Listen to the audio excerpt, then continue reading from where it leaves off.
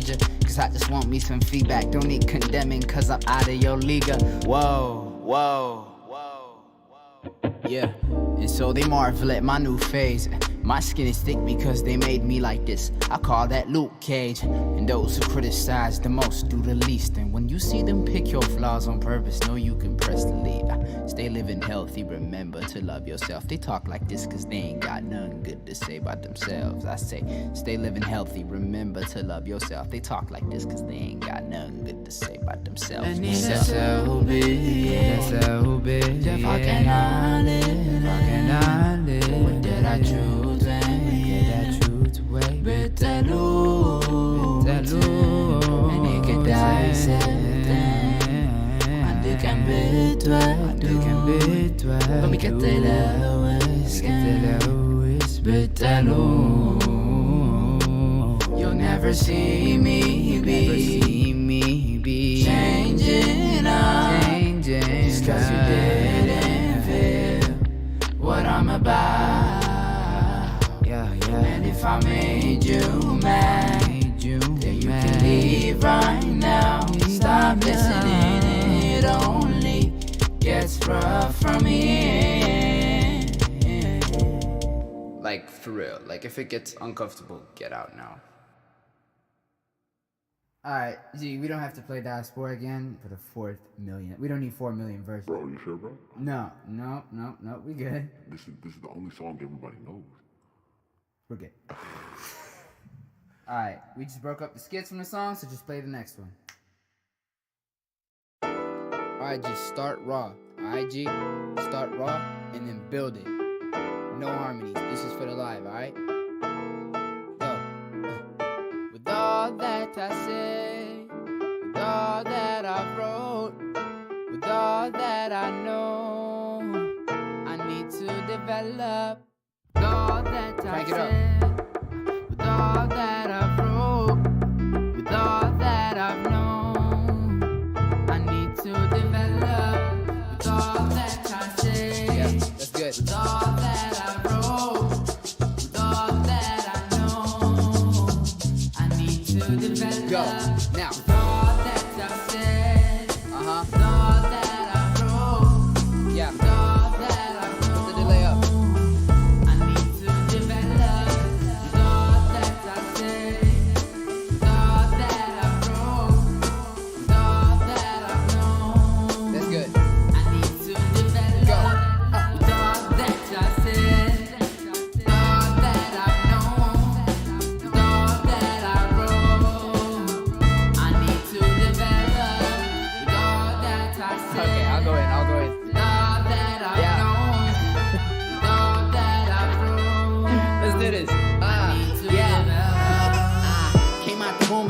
My mama off.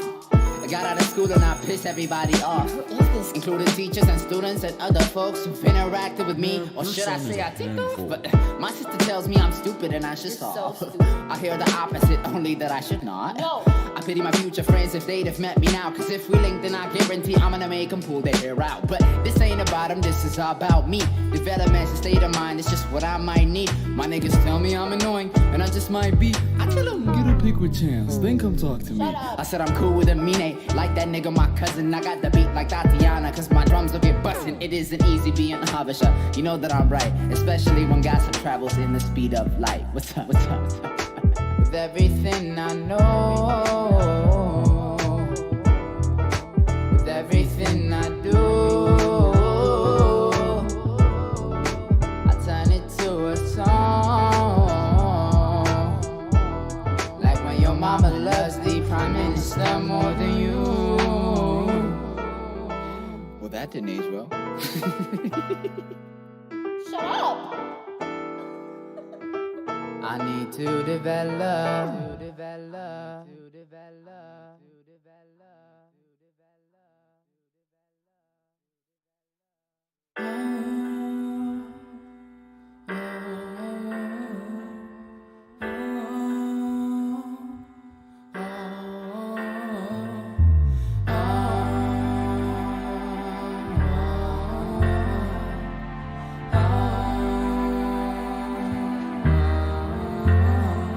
To develop.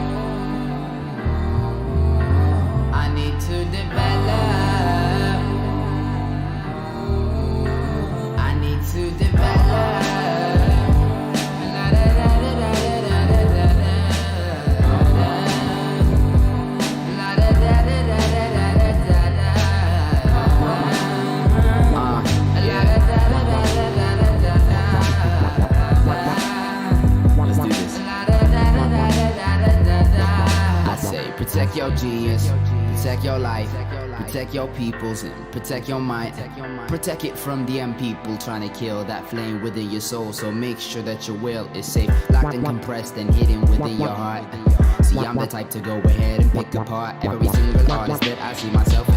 Those the building blocks that I'm used to my development. From being melodic like Lauryn Hill and not rapping all of the time, but owning all of my raps like Nipsey all in his prime. But I'm being dope in a way that's different from other guys, creative unlike no other, but similar as if I'm Gambino. I made the beat though, shooting other games, so I'm from my people. The chords to this song isn't even C-O. Then we end it all as I play the D-note. My presence denotes an era of some new MCs. Been hearing a lot of people talking about how hip-hop seems overtly saturated. I overtly sat and waited for an opportunity for my overly dedicated self. I'm not a rapper, I'm a singer who raps better than 80% of all your favorite druggies who rap. So by the time that we done, you gon' see that we mean biz. They call me Yods, but most of all, they call him Mr. Tips. Protect your life, protect your life. Might take a couple tries, but we gon' get it right. One day God placed an idea in my mind. He said that it would bloom, but in its own time. Now I said, excuse me, sir, could we speed this up? I'm trying to raise some disciples up. He said, boy, sit back, ease your mind. If you roll with me, learn to enjoy the ride. But I tried to rush it, thinking that I would crush it.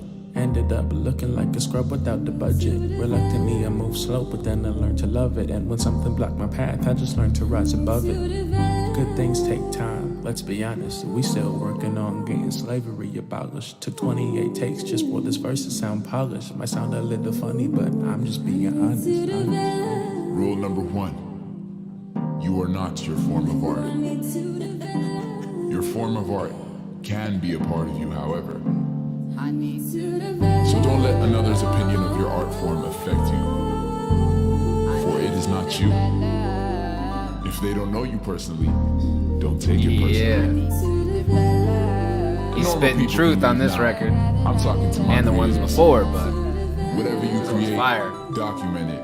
About to pull him in, victory you have with get every him obstacle. get him into the Then you can see your progress. Zoom chat. Remember, and we'll be right back with you guys. You gotta So I'm suck gonna to be pause dope. this music, get him in, and You gotta suck we'll to be right be back to dope. start the interview up. Appreciate everybody stopping by so far.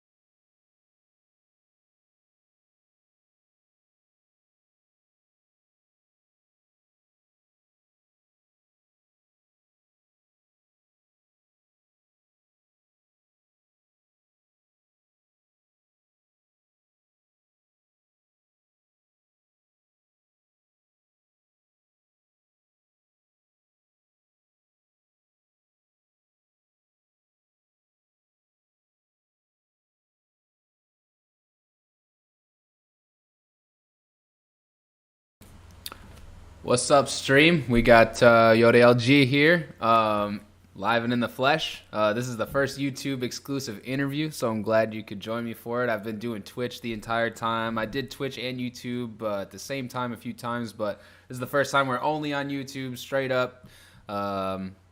See what it does for the stream. I hope it gains some viewership for it. But I really appreciate you stopping by. It was dope meeting you at the Alchemist pop up.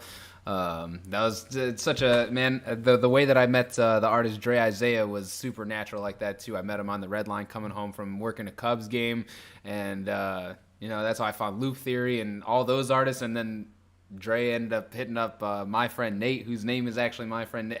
It's crazy as shit. So it's so dope to like have these organic interactions where I just meet you out in public and man, we just get to talk about some hip hop. So real quick, just introduce yourself to the stream for everybody and yeah, what up, man?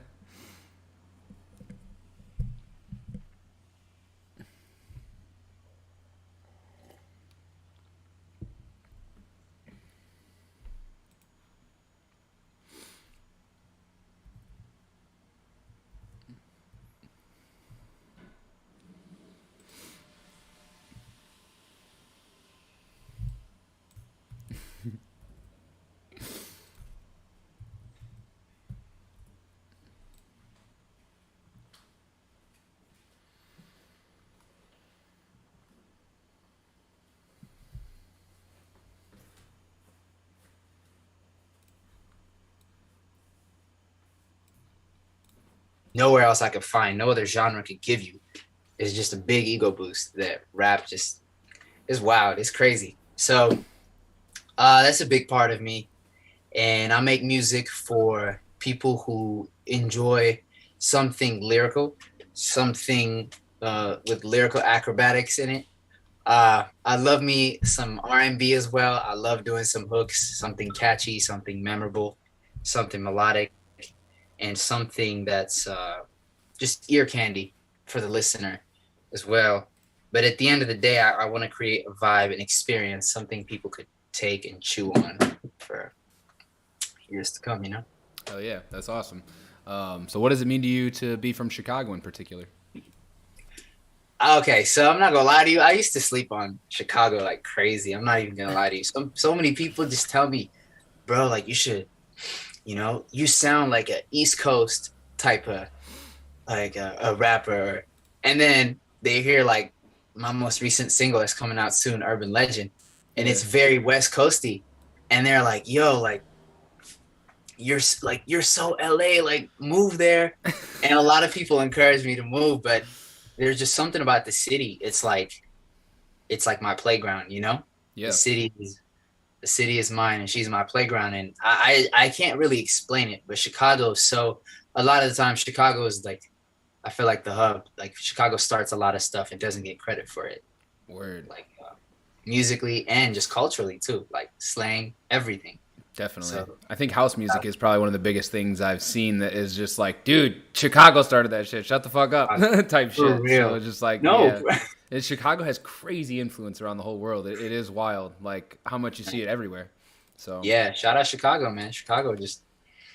Is there anything in the hip hop scene here that you think is lacking or that you would like to see maybe more of here in the city?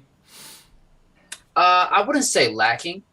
I think Chicago has always been like a trailblazer, I feel like. But I ain't gonna lie to you, like recently I had a revelation where I wouldn't like tell people I'm a Chicago artist because I'd get boxed in or I'd be afraid people automatically assume I did drill music or a niche type of sound. So I claim Chicago is like home, but I claim the whole Midwest personally. Word. And I feel like that's a bit different. And on top of that, it just speaks to the different producers like that I look up to, the different styles of music and my favorite artists from the Midwest, but predominantly because I pull from each coast and I just live in the Midwest and I network a lot in the Midwest. Yeah. So I claim the Midwest, but Chicago has always felt like home. It's such a beautiful city, man. Who's a couple people maybe locally, either Chicago or the Midwest in general, that are inspiring your work right now?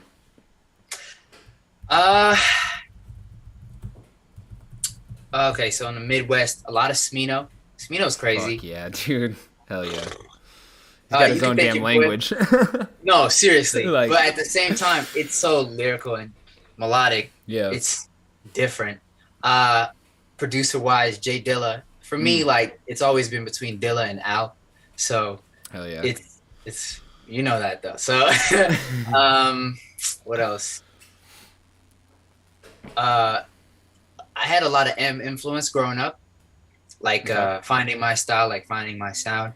So I don't like to do a lot of the fast rap, but I love the little flurry, like a little, fast syllable count. Like, so there's a bit of M in me, definitely. But there's just a whole lot to say. Off the top of my head, that's all I could think of. And McJenkins. You could thank your boy McJenkins. Hell yeah. Of course. So, but yeah, of course there's Chance, there's Ye, there's Twister, there's all these, like, legends like Common, all these old school dudes too, and there's the new school, like the people you just look up to, like the Dirks, the Vons, the everything. It's crazy that you mentioned all those guys, because you really do get almost a piece of every one of those, like what they highlight the best. You kind of get that across your project. That the one that you had me listen to overall first, it was the Development Deluxe Edition. There's singing, there's rapping, there's wordplay, there's bars, there's West Coast, there's everything on there that you could want. Like, so any hip hop fan could like find something on that project and like touch to it or like relate to it. Like, Yeah. so that I really give you props on that as far as like different sound, but like, I mean, obviously it's not you sound the same across it's clearly you, but like it's just a very diverse project and touches on many different aspects. So I really appreciate about that project in particular. What inspired you to start creating and like, did you see something and like, damn, I could do that? Did you hear something? What made you pick up a pen, start writing, and making music? Okay, so I'm like East African. I'm Ethiopian. Okay. So when I first moved to the States, I was like 11 or 12.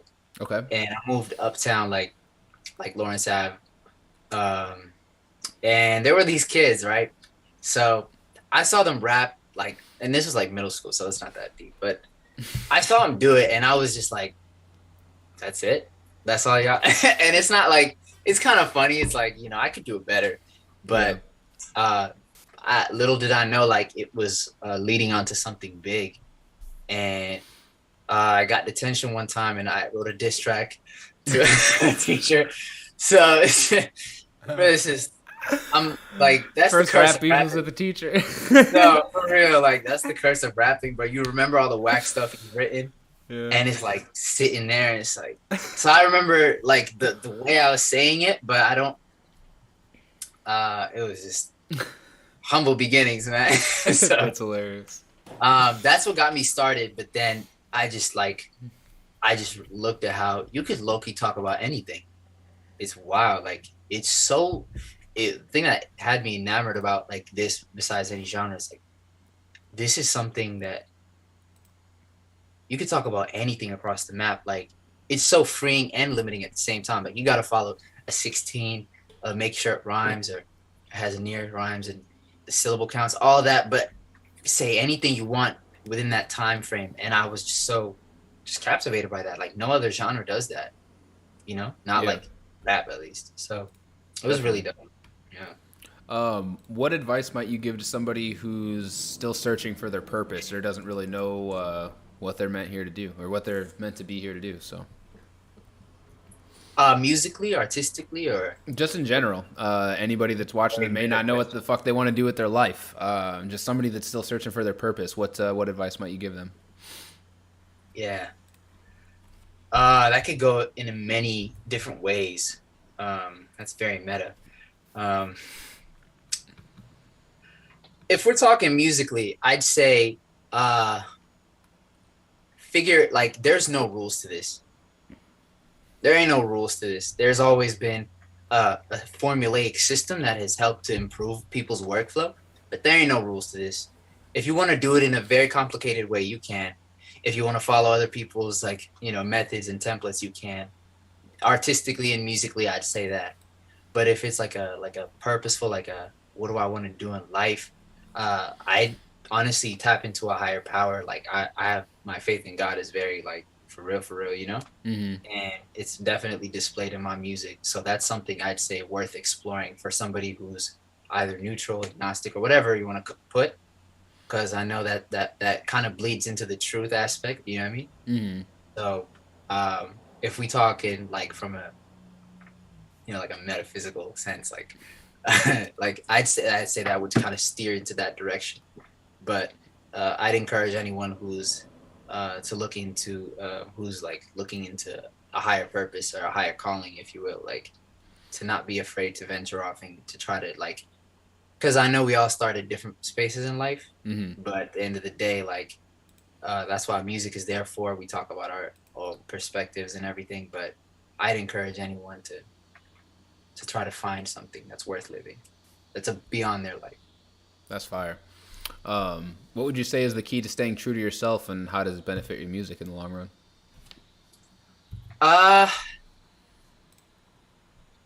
Man, that's tough. I'll try to break it down. If it's a stylistic, artistic manner, we're looking for an artistic / musical response, I'd say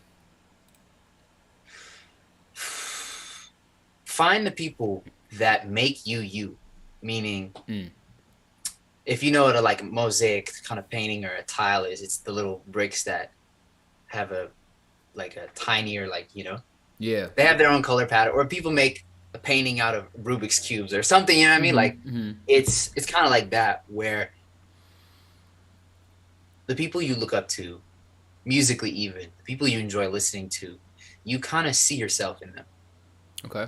Kind of identify something about them. You may not know it yet, but I'd encourage anyone to look into their music, see what you like about them, and then take that, and then so forth, and then kind of go shopping, and then not saying steal, but like bite a little bit of each person. Yeah. And then eventually you can make a whole new painting, a whole new, like a whole bigger picture of those could be the building blocks of you, like, stylistically. Yeah. For sure. But I don't know what else that could go in that direction, at least music. That question. Do you think everything happens for a reason? I like to say so, yeah. Is there ever been a time in your life where you've struggled with like, damn, I really just like, why the fuck is this happening? Like, what do you do in that situation where you're just like, you just can't figure it out? And obviously there's just certain things that we can't control. So how do you come to that realization, or how do you come out of that tizzy or that mind fuck of just, God, why? I can't tell you how many times I was like, thank God I named my first project development, because it's like people hate on it. It's like, oh, that's not the end. Calm down, I've always seen life as something we all kind of go through. I'm sure people know it's like a journey, but I see these hardships as things that season us, if that makes sense. I see it as a thing that we kind of face. We got to rub against. There's always going to be abrasion. We're always going to scrape ourselves, fall. But once we get back up, once we kind of fold, and when we fall victim to like our just like environment or circumstance, like the moment we bounce back from that, it's like, whoa, like I've been through worse, and it gives us the strength to kind of carry on. And sometimes it's how we cope with it, through art, through music, through connecting with someone. But there are many times, bro, especially because my struggles predominantly were like, refining my craft. But so many times, even just in life too, because life always throw curveballs at you. But I know what that's like. Who wouldn't though? So definitely.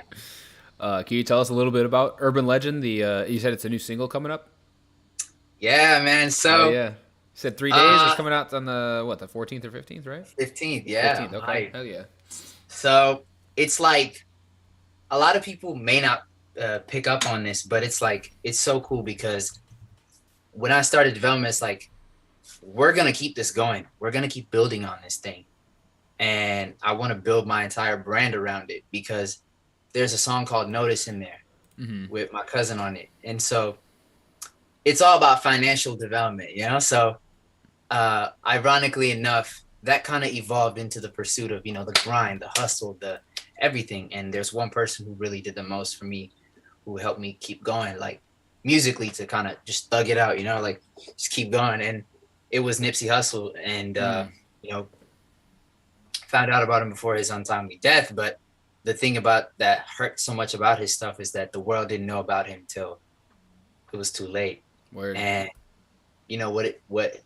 his mind like actually meant to me, like he's the blueprint for any future artist like myself. And so Urban Legend was kind of like a sequel to like Notice off of like development. It's kind of like a little bit of Nip, a lot of Nip, and a little bit of me in that mix. So there's like I'm like kind of sampling myself. So I say the same hook on from Notice onto Urban Legend as like an ad lib, or it's just like a cool little Easter egg. But it's a two-parter. So like the first half is a tribute to Nipsey Hussle, and then the second half is like you said, me going through it. Like there was a dark time I wanted to give up on music this year, and that song was, I wrote like a song of like about bouncing back from that. from feeling like I was, worthless and all that stuff, and people like taking advantage of me and everything. So it's a bit of betrayal, heartbreak, extorting your specialty and everything. But Urban Legend, I'm hyped for it because there's a music video coming with it too.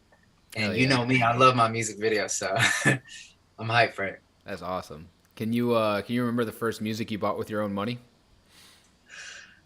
Oof. I think was it a Drake album? Was it a Drake album? Was it a I think CD or was it like a digital? Like, how old are you? Oh God. It was 20. Since piracy is serious, since 2014, I bought. I think Nothing Was the Same. Was it Nothing Was the Same? Yeah, I was a huge Drake stan when I came up. Yeah. Evolved. So I started with I had the CD Walkman I would listen to on the bus, and then when I got to like middle school, that's when LimeWire came out, and I started downloading all the discographies of everybody, and this is like infecting my parents' computer with shit. yeah, because iPod Touches in high school, and then shit just. I never had an iPod Touch.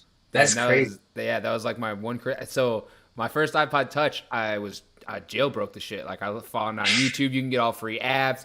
Jailbroke it. I bricked the shit out of it. Took it back to Best Buy. I was like, "What the fuck? My iPod Touch ain't working." They're like, "I don't know. We'll swap it out." The next day, Best Buy implemented this policy that was like, "Yo, people are jailbreaking their shit. No more returns on iPod Touches. If it comes in bricked, you can't return it." So I lucked out and like.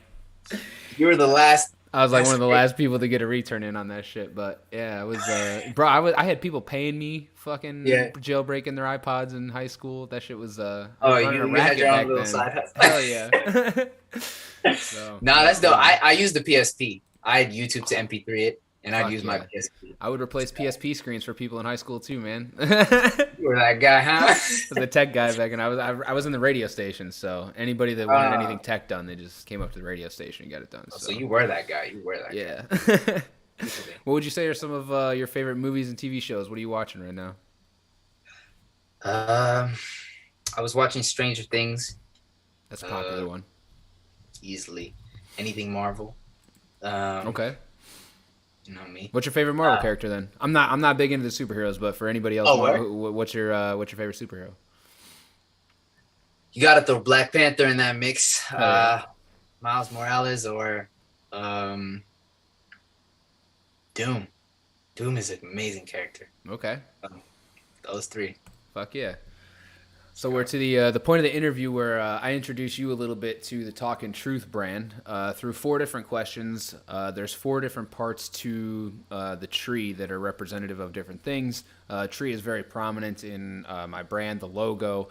The original logo actually had roots, and the name was tied into the tree, but for corporate reasons and for easier reasons for other people to see the logo and actually read it, we took it out and redesigned it a little bit. But it did, formulate these questions. So there's the roots, the body of the tree, the branches, and the leaves. The roots represent your core values. They hold you down, keep you grounded as a person. So what would you say are a couple of core values for you? Core values for me, like I'm a Christian, obviously. My faith doesn't waver. That's like Mando. I know it gets a lot of backlash, but I'm trying to move a little differently about that.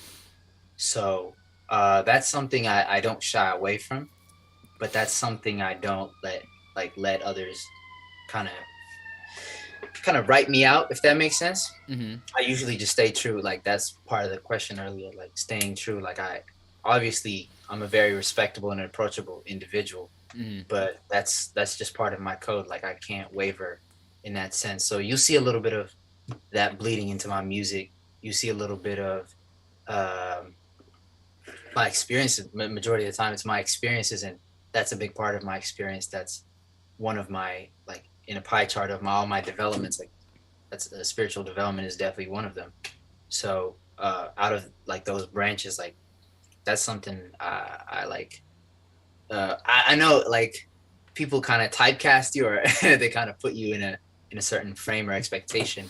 But I'm trying to break that barrier down and kind of being me as much as I can. Oh yeah. So the next part of the tree is the body, and it represents the people you keep around you. Helps keep you up, keep you sturdy, stuff like that. So can you just speak on the importance of keeping like-minded individuals around you, how it can benefit you, and maybe what Nipsey might have said about that? Because I feel like that was almost a huge part of his blueprint, was keeping those same kind of people around you that have the same goals and same ambitions. So how can that benefit you? Yeah. So I didn't realize this till 6 months ago. I have this theory. I call it like the theory of the sixth man. Okay. If you're surrounded by 5 idiots, you'll be the sixth idiot. If you're surrounded by 5 geniuses, you'll be the literally. Yeah. And you know, your company really matters. And I think for the longest time, I've always placed others ahead of me. And that's cost me so much time, effort, money, energy. Energy is the biggest one. And really, it's very hurtful because most of the time people are so caught up in trying to please others and trying to bring everyone with them. But in the nicest way possible, you just gotta, not everyone deserves to come with you. Not everyone deserves access to you, but you definitely need a support system of some sort who can like be there for you, who can like ride or die for you, who could, take you to the next level. And I'm realizing that for the longest time, I've had like a small circle, but it's time to kind of grow that circle and kick a couple people out to make room for new ones. But it's not out of malice. It's just out of it's a necessary evil. And I've realized that like in music, in just life in general, you need people who can add value to you. You can't be giving. I tried to be that person I never got. And although that was really good for the other person, I was always selling myself short. So you kind of got to know your value and saying, no, enough, and to be more cutthroat. And I think your group system matters. Oh, yeah. That's awesome. So the third part of the tree going up is the branches. The branches represent the experiences that you've had in life. So can you just tell us your most valuable experience that your music has brought you thus far? Yeah. Recently, my relational one has greatly helped my relational development. Whether it be making friends, like I said, like trying to be someone I wasn't, or it could even be just trying to meet a partner, or trying to find someone who's like worth loving, who's, you could lay your life down type beat, Yeah. So I think that experience has kind of been very eye-opening, because I found that, art is a reflection of society. And so in my life, at least, I've seen that I used to let my life bleed into the music, so much so that whenever I'd kind of run out of stuff to say and I had nothing else going on in my life, it was like, that's it, So yeah, I wasn't afraid to wear my heart on my sleeve, but at the same time, I found to kind of use my to take a little bit of somebody else that I know and write about them instead of me, or all that. But at the end of the day, whenever I'd make stuff, if I'm talking about myself, I make sure I'm staying true. I'm saying exactly how it is, and I'm being as real as I possibly can, and I'm not sugarcoating nothing. And I found that people have kind of identified with it, and they've connected even deeper with me, and especially when I do it in a tasteful manner. And so they want more of that, and I try to subscribe to that and keep giving people more. So I'd say my relational one has greatly affected my growth. Hell yeah, that's awesome. The last part of the tree is the leaves. It represents the lessons that you've taken from those experiences in life. So what would you say is a life lesson that you learned as a kid that sticks with you the most today?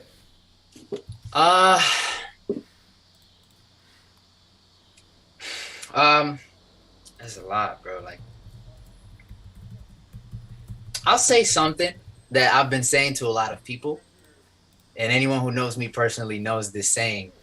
I've waited so much from help from other people that I hit my limit.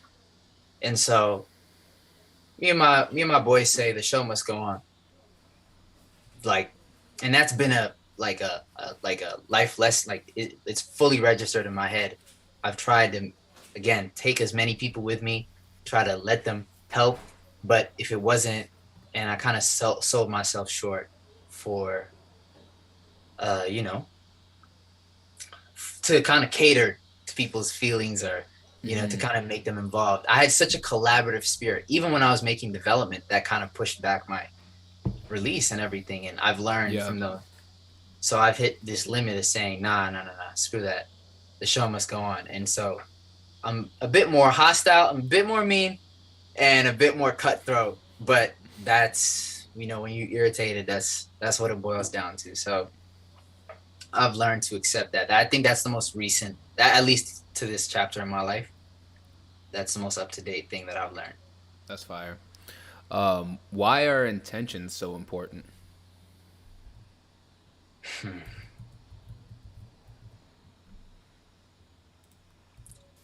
You know,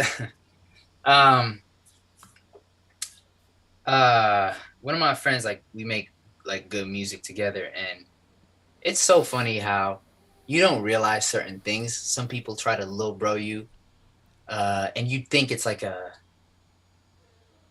oh, I'm looking out for you type of deal. But no, it could also mean like, you'll never be greater than me. Yeah. So the tone shift matters, intent matters. And I've learned whenever people move shifty, whenever they act shiesty around me, or I just don't even feed into it. So I just like typically just avoid that. Yeah. And I'm sure that's what everyone would say, but it's a bit different when it's people you love, people who say they're down for you, people who are going to say, you know, all these crazy things like, oh, yo, you're going to be insane one day. You're going to be big, man. God going to use you. And then they use me. Yeah. So yeah. It's like, the irony. The math, bro. We're like, what? Like, you? And I understand why so many people are like, man, so-and-so stay talking about, oh, people did me wrong. But it's because people will do you wrong when you take this path. And I've realized that. And I'm kind of like, okay, I have my boundary not just to protect me, but to protect you too. Because I like you. And I'm not trying to, you know, jeopardize none of that. So intent matters. Intent is what everything is, because when you say something and then your actions don't like line up, it's like, who we fooling, you know? So yeah. I've just realized that intentions are just, they need to be pure, or it ain't. That's fire. Why is it important to manage your expectations in life, or how do you go about managing your expectations? What do you mean, like in creating and? I guess just in general, like, why is it important to have, I would say, well, for me in particular, I'd say the less expectations you have, the easier it is to get through life. Yeah. Because if you're expecting something to happen, and it doesn't, your mindset has been, you know, on this path already, and then, oh shit, we're on this path now, and now your brain doesn't know how to fucking adjust. So yeah, how do you manage expecting things, or how do you try to keep those things in check? Is that something that you are aware of, or maybe need to work on? Because for me, I need to work on that all the time. Like, there's certain things that, like, damn, I had this plan today and my plan gets fucked up, and it's like, damn, now I have anxiety. Now I have to learn how to manage this, like, fucking tornado that's going on in my head. So yeah, that's real. Wow. A lot. I struggle with that a lot. I'm such a perfectionist. I'm such a diehard at achieving whatever I do. Like, it doesn't matter. I'll wait like for years if I have to. I like that. Like, that stuff doesn't scare me. I will go the distance. Hell yeah. But sometimes it's not a smart thing to do.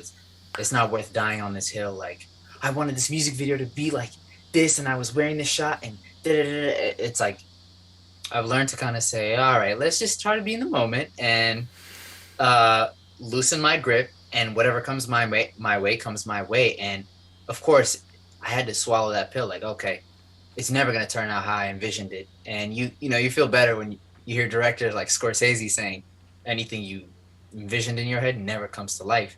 So you're like, okay, it's not it. It's not just me. So, that's the thing is like you think it's like only you and everyone is watching, but 9 times out of 10, nobody notices that little flaw you're messing up on, and give yourself some grace to kind of grow, even if it sucks right now. You know, you gotta suck to be dope. You gotta like flop to fly at some point. So I've just noticed that in myself, and I'm trying to move a little differently than I used to, and stop trying to be a perfectionist, because that's gonna be the death of me. But I'm on the same boat as you, man. That's awesome. Great answer, man. What's your favorite way to make somebody else smile? Oh man, I got a couple of things. It could be through the content I create. It could be through just like doing life with them, communicating one-on-one. It could be, you know, joking around.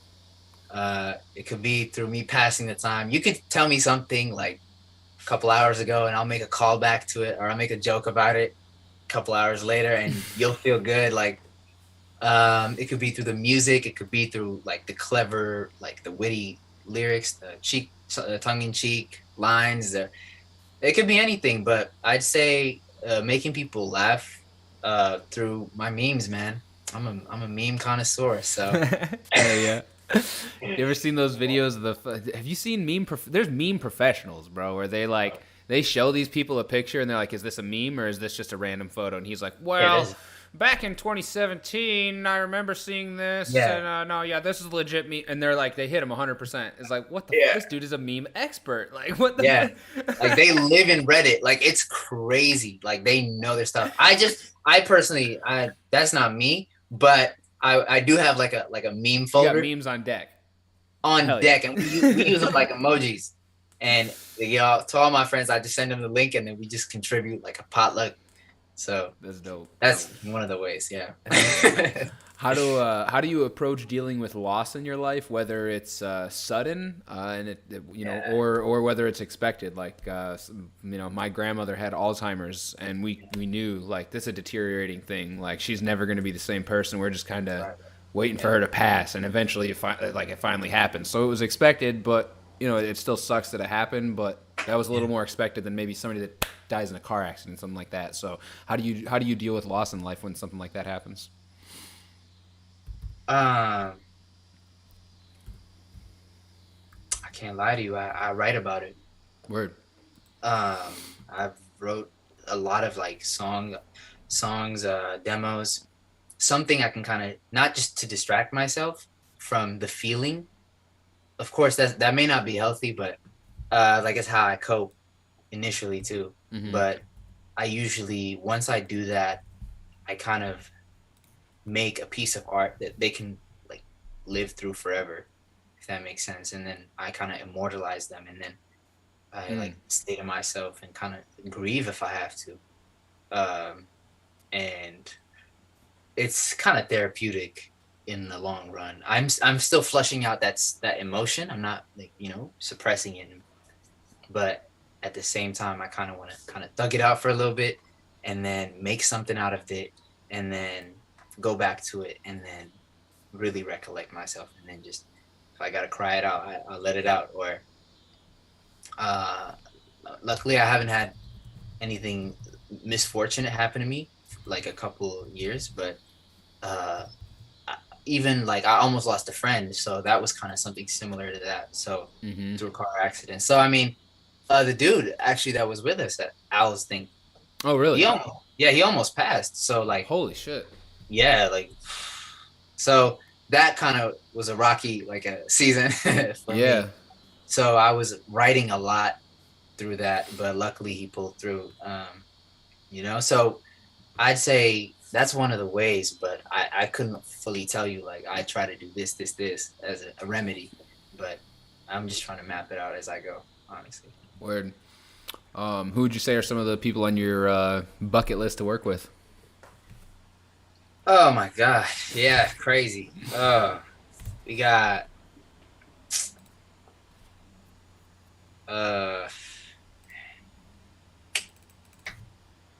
Chance gotta be up there. If I could, Ye, man. Ye is crazy. Mad genius, bro. There's a dude named Blast, bro. This guy is crazy. He's from LA. Okay. He's really up and coming. He's crazy. Blast. Who else, man? Who else? Lauren Hill, if I could. Fire. Who else? There's a dude named Toby. He from like Houston, Texas. He's in his bag lately. Okay. Bro, there's so many people. It's like, oh my God, there's so many people. Hey man, you're gonna look back on it one day and be like, all right, check mark. That's why I like to ask that, because Def C, he's a Chicago artist, and he met Alchemist at the Alchemist pop-up, he was in the Legends conversation that was before the DJ set. I actually, when me and the other dudes got in to get our vinyl at the pop-up shop, I mentioned to Alec, I was like, yo, there's this dude named Def C from Chicago, like, he had this project come out last year, you should check it out, because it's got a very graffiti artist aesthetic to it, and Alec is big into that. That's how he tags all of his shit. So I mentioned that to him, and he actually Def C ended up meeting Alec later in that day, and was like, then I saw Def C in the DJ set. He was like, yo, I heard you heard your name drop me to Alec earlier, bro. That's crazy. And in his interview, he had talked about like Alec being one of the people he would love to meet and like work with someday. So it's just like super dope to see some of these moments come full circle. So I can't wait for your moment to come full circle, where, you know, some of those people you just mentioned making music with. So it's coming, and there's many more. There's so many people, because it's like, if it's not a feature, then it's probably like a sesh, or like writing for someone. So because I love writing, so it's like, you never know. But like, there are so many people. I follow all the people I want to work with on a separate account, because I want to see their feed. Because when you use your artist, like, it doesn't, like, there's so many people, the algorithm's against you. So word. But there's too many to count. But I'm looking forward to that day I can rewatch this video and go full circle, you know? So speaking of that fucking damned algorithm, how do you go about promoting your shit, man? Because I got like 1,200 followers on my Instagram. It was active for a while, and I feel like it's just like ghosted, man. Like, I'll get one story that gets like 150 views. The next 5 have like 20. And it's like, you all look at the pointless one. These next 3 are where I'm trying to get you to go. Like, bro, so like that algorithm is a bitch, dude. How do you deal with promotion with not having like a backing of like a label or anything like that? How do you go about that? I found word of mouth is amazing. Definitely. Nothing beats word of mouth. And I've also found, to kind of put your stuff out there, TikTok has been killer. Mm-hmm. TikTok has been undefeated. People, but you have to be consistent with it. Yeah. And then they'll start going down the rabbit hole of you. Okay. And they'll see that and they go, hold up, this still kind of. And then once your stuff is already established, it's much more easier and accessible. So the thing that's kind of tough about this, doing it by yourself, is like, it feels like you're shooting in the dark, especially when you have no sort of backing. Mm-hmm. But like, this is the moment that's defining, for me at least. Like, when I'm street level, this is what I'm very focused on, to kind of show people I'm living proof of this. Like, so could you one day if you play your cards right. So as far as promoting goes, man, I personally encourage, it doesn't matter who it is. I couldn't tell you, so many people slept on development itself, but like people like you, people like my other homies at like the Alfs, like, they love that stuff. So sometimes it could be marketed to the wrong crowd, not because it's bad, or not because it just, you'll be tolerated and not celebrated, if that makes sense. Damn. So it's like, okay, I gotta find my audience, build with them, make them feel special, and then they'll be your champion. And then I found word of mouth to be the best place ever, but I still make it a mission to be accessible throughout any medium as much as I can. Whether it be like something crazy overseas, like Audio Mac, they use that instead of SoundCloud. You know what I mean? So all these other things, and it's still Mando. Like, we have to do it. Like, it's essential. So I say that, but I haven't figured it out, man. Low key popping out like two places, like going two places to support people is like honestly the best form of promotion I found. I mean, shit, I met you guys.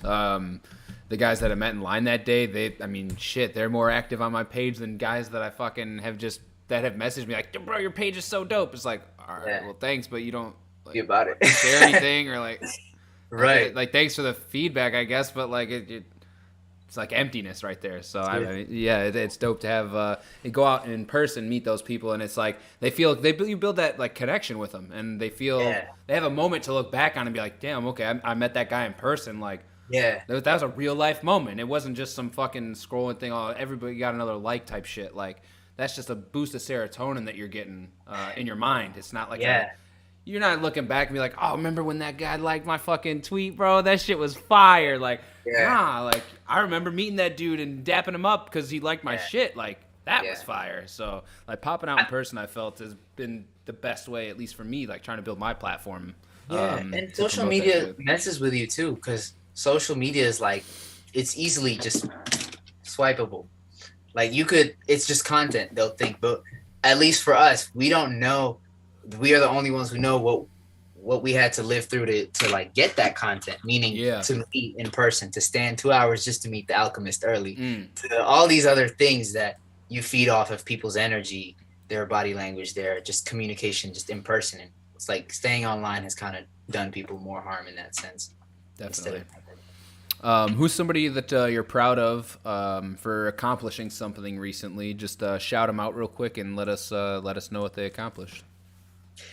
Yeah, man, I want to shout out my boy Jay Klein real quick. Hell yeah! I made music for him. I did some hooks for him and helped him make a surprise EP for his wife. And you know, I did a couple of hooks for it, and I'm hella proud of those too. But recently, he just dropped a book. Ironically enough, it's called "What Is Your Purpose?" So it's talking about full circle, man. So shout out Jay Klein. He's part of a group with me, him, and you know our boss. And I'm playing. His name is Mr. Tibbs. Shout out Tibbs. Shout out Jay Klein. Shout out Tibbs and Company. TCO. Hey, he in the chat too. Shout out. he had a message in the chat a few minutes ago. So come on. So he just dropped a book recently, so we're very proud of him, man. To do music, to be a husband, to be all these things, and to be an artist, and to drop a book out of nowhere. That's crazy. So I'm just waiting for that New York Times bestseller any moment now. But that's hella dope. Shout out Jay, man, doing big things. What does success mean to you? Man. I ain't gonna lie to you. I used to want to try to be big, but that's no longer like a pressing matter of mine. Mm-hmm. I found that it's kind of overrated just to be insanely just huge. Yeah. You can't do regular stuff like go out. So, man, if I could just feed my family, if I could just give my 10%, if I could feed my family, give my 10%, and if I could just be a hometown hero, I've won. I've won. If I could feed mouths, if I could do what I love every day, and I could kind of push the boundaries of just creating as well. In a simplistic level, I've won. I think it doesn't get any better than that, man. I think people forget this rat race of so-and-so this, so-and-so, but I'm thinking longevity and kind of helping people walk through music, the artistic side of it and the business side of it. And I kind of want to be the big brother. I still want to be that person one day and help develop artists, hopefully, but man, just bro, with the small victories I'm kind of racking up as I go, I'm trying to count them and just enjoy them and try to be a hometown hero, and that's a dub for me. I'm good, That's fire. Yeah, I mean, I think the coolest part about all my interviews is all these answers, as different as they are, they're all so similar. And that's the coolest thing about all these artists that I talk to or just listen to is it's just this there's a reason I bring everybody on this platform, man. Like everything does happen for a reason, and it's just like it's so cool that as the interview progresses, you say things that have been said over and over and over on the stream, but in a different way, and it's just like the most beautiful fucking thing ever. So, Hey, man, kudos like to you. I appreciate you coming on so far, and I got a couple more questions for you. We'll wrap it up, but what would you say is the best way for a new fan to support you? Oh man, whatever digital streaming platform you use, whatever, if it's Apple Music, if it's Spotify, it's Tidal, if it's even AudioMac, like I said, if you just follow me on there, if you follow me on IG and you like personally DM me and I'll like tap in with you. I genuinely, I am that guy, you know, and I'll show love back and I'll make sure I remember who you are. And you could support through that. You could stream, give me a couple spins. You could also go follow me on the gram, really. Follow me on the gram and TikTok. And I want to show kind of different ways people can support through buying like development merch that I'm wearing too. So other means of just kind of just putting myself out there. Feel like those mediums are very direct and into access, if that makes sense to me. Hell yeah. Most infamous question on the stream. I ask every artist, what does truth mean to you? Man. Yes, sir. I say the end of Tabula Rasa, man, just to end it off. I had an English teacher in class. Now I'm glad I didn't ditch class that day to make this album, but one day he goes, there's no such thing as reality, only perception. And I sank to my seat. I have little moments where I'm like, I try to write it immediately. So I wrote that thing down and I forgot it. And I followed up with him after class one day and asked him, could you repeat that again? Oh yeah. He's like, oh yeah, the Tabula Rasa. And I was like, that's not what he said, but I'm going to remember that. And then I named that the song, but it just really hit because I kept it going and I started breaking down what that meant. Like, there's no such thing as reality, only perception. What I see it is like, I may see one side of the coin while you see the other. And we might be seeing the same thing, but it could be as stark as night and day. It could be as so different. But at the end of the day, sometimes it just depends on where we started in life, what cards we were dealt with, where we're positioned financially, like regionally too, like, of course, you know, and everything. So I've just noticed that, and I've kind of acknowledged that, and that kind of helped me talk to people I don't normally agree with. And that's kind of helped me like give them the grace, and it's giving me the humility to kind of hear them out and say, yo, that's interesting, because I thought this, and then we're connecting, and then boom, we're like almost inseparable, or I learned something new, or vice versa, and I had the chance to put them on. And so I looked at truth that way, and objectively too. I kind of want to explore in music and art what my truth means, what I see as the truth, and I kind of want to explore that, but we'll grow, and then we'll unravel that, you know. Hey man, come grow with us. That's our slogan over here. So that's, again, perfectly ties to a perfectly tea with a Talkin' Trut brand and everything. And great answer, bro. I really appreciate you coming on. It was an awesome conversation. If you personally need anything as far as like video, you got a song to promote, an album to promote, fucking hit me up, bro. I'm always here to get you on the stream, get you on the stories on Instagram, whatever I can do to help you. Let me know. That's my whole.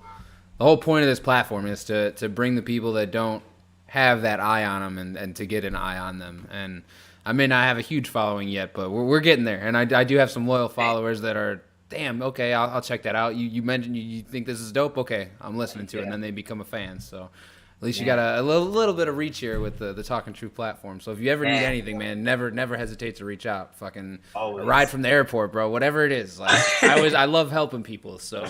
Always, man. I appreciate you so much, man. No, for real. It was so dope meeting you and the other guys at the meet and greet too. And look at what that's led to. And I at the end of the day, I just want to build with people. I don't even want something crazy like that off the rip. So I'm here for man, and you know I'm down for you too, man. For real. Like this has been so dope. This has been a blessing, man.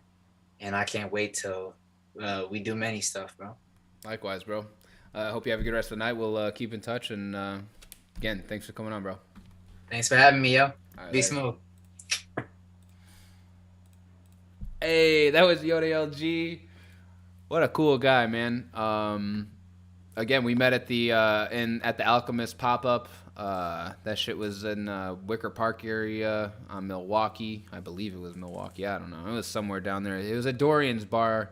We met at the Alchemist pop-up, and he was spitting some of his shit in line, just talking about how he made music. And you can actually check out some of our interaction on the YouTube page. If you go to the first Alchemist pop-up review or video recap, whatever, you'll find our interaction in that video there. So really dope guy, really awesome music. He's got more music coming out in a few days. Be sure to check it out. I'm gonna go ahead and link his Instagram into the chat right now, so y'all can go follow him, because he did say that and the TikTok is the best way for you to support him. So go ahead. I hope you can find his TikTok. Yeah, he's got a link page on his Instagram thing there, so you can find his TikTok through the link tree on his Instagram. I personally don't have TikTok. I need to get on that shit. Try to promote some Talking Truth stuff on there. I appreciate everybody so much for coming through. What did y'all think of the interview? Did you enjoy the conversation? If you're still here, let me know. We do stuff like this. I try to do it at least once a week. We got Talkin' Truth Tuesdays and Thursdays set up for interviews, and I try to do video editing sessions and video recaps and stuff. So I hope you guys enjoy the content. Give me a follow on Instagram as well. If you go to talkintruth.com, I'll actually pull it up real quick. You can sign up for the newsletter right here. I'm going to be sending out newsletters every couple of weeks, just letting you know what content is coming up. You'll just get pictures like this, maybe links to videos that we've recently done. I did an interview with a guy named Rose last week. Great interview right there. Dude was really awesome. Oh, awesome. Thank you, Poetic Queen. I appreciate you coming by.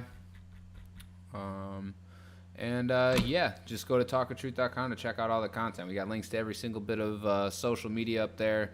Again, we got the current vinyl collection listed up there. You can check out the vinyl collection. And if you need any services, hit us up. Let me know. We got the form at the bottom you could submit there. Hit up talkintruth.com if you need anything like that. But man, thanks everybody for stopping by. Another very successful interview.